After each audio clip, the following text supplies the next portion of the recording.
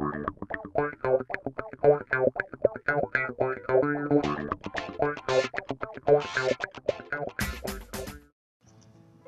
going on, guys? Jabron here from Photographers on YouTube, and today I want to talk about something really important that is going to save you a lot of headache, trouble, and hopefully secure your pictures for your clients or even for your personal use. So a while back I had watched this video where this gentleman gives really great tips on preventing data corruption in your memory card.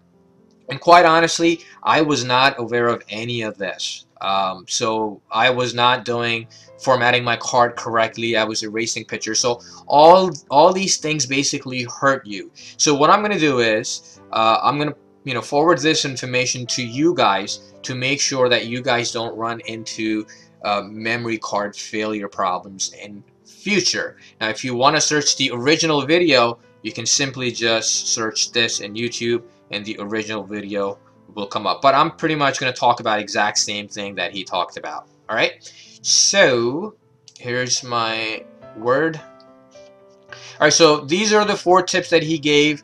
Will make your memory card last a lot longer. The number 1 thing is to format your card. Now, I was formatting my card, but this gentleman says that you have to format your card 3 times. Why? He says because after first format, they can still see 50% of the images that are still on the card. How does that work? I honestly don't know, because I was in the impression that once you format the card, it's completely clean. Apparently, it's not. And I don't know the technicality of it, but this is what the gentleman says. I have to go by that because that's what they specialize in. I mean, according to him, they have recovered over 1,000 memory cards, data from 1,000 memory cards, and this was back in 2011, so the number is probably much higher now. All right, so after your second format, he says that about 20 to 30% of the images are still on that card, and after third format, your card is perfectly clean. So now when I format, I basically format my card 3 times to make sure there's absolutely no data on it, and this will allow you to last your card much longer. Number 2, I was doing that where I would delete my bad pictures. So number 2 basically says don't delete your pictures in the camera, otherwise it will leave little fragmentations on the card that's going to build up over time, and it will cause your memory card to fail. So I was basically deleting just bad pictures. I know some people, they delete pictures to make more room in your memory card, so it's the same thing. Basically, don't delete the pictures, leave the pictures in there, transfer all the pictures onto your computer hard drive or your backup drive or whatever, and then just simply format your memory card 3 times instead. All right, number 3, I have never done it. I just want to put it out there because he did.